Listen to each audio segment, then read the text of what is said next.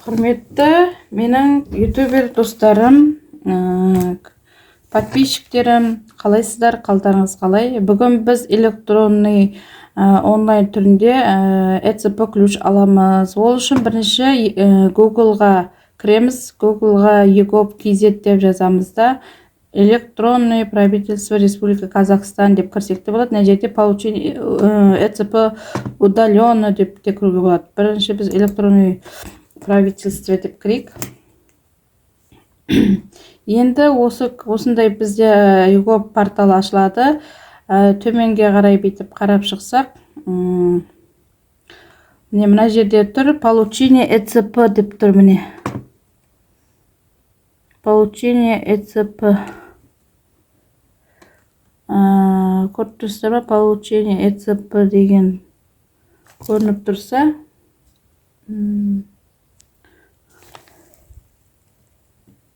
мен мүшкім, сіздер көріп тұрсыздар ма?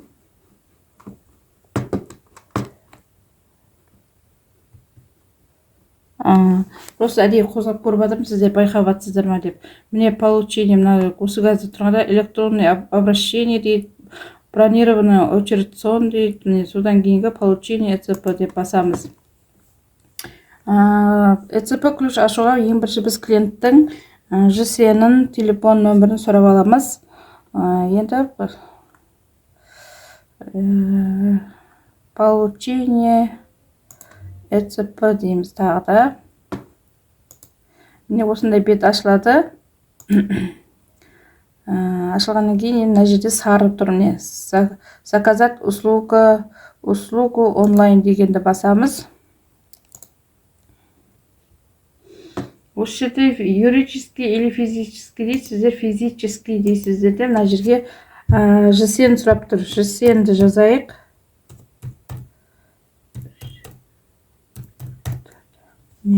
Отправить запрос. Удалось подключить дейді, удостоверение личность дейді. Паспорт па қайсысы деп атырап. Біз удостоверение личность дейміз да, перейти получение ECP деп жібереміз. Мына видите номер дейді. ECP алуға номер керек болады. Өйткені бізге 1414-тен код келеді. Сол кодты алу үшін біз номер тіркейтін боламыз. Клиентке алдын ала ескертіп қойыңыздар. Код келген кезде хабарласу керек. Не код кетті, енді біз осыны күтетін боламыз. Міне код жаздық. Код жазған кейін қайттан ен сұрап тұр.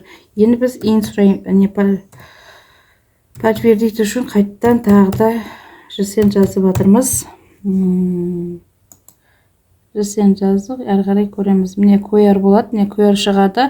Осы QR-ді біз сканерлеп клиентке жібереміз, WhatsApp-ына или Telegram-ына жіберсек болады. Достар, жаңа бізде клиентіміз суретке түсіп жіберді. Сканерлеп жіберген сілтеме арқылы. Сол енді бізге осылай келді. Сізге рұқсат етіледі деп. Сіз енді рабочий столға папка ашасыздар, сары папка. ECP ключ сол жерге сохранить етуге. Сол жерге сохранить етуге сізде мына жерге птичка қоясыздар, пайдаланушылық келісім деп. Подтвердить дейміз. Подтвердить. И мына жерде осылай шығады. Тағы да выбрать хранилище дейді. Жаңа папка, қай жерге папка аштыңыздар? Рабочий столға аштық, е? Сол жерді не аламыз.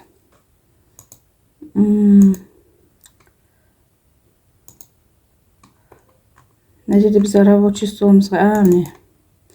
Осы жерде, міне.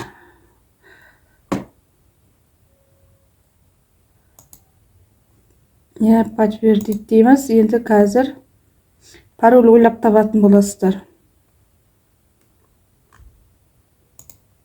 Сертификатты сол жерге сақтайсыз ба дейді. Мына жерге пароль английскийге қойып аламыз.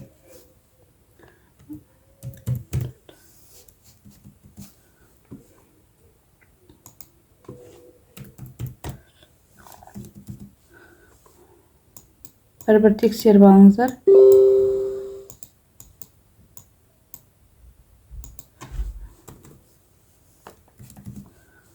Көрейік. мына капсулка басылып қалған ба?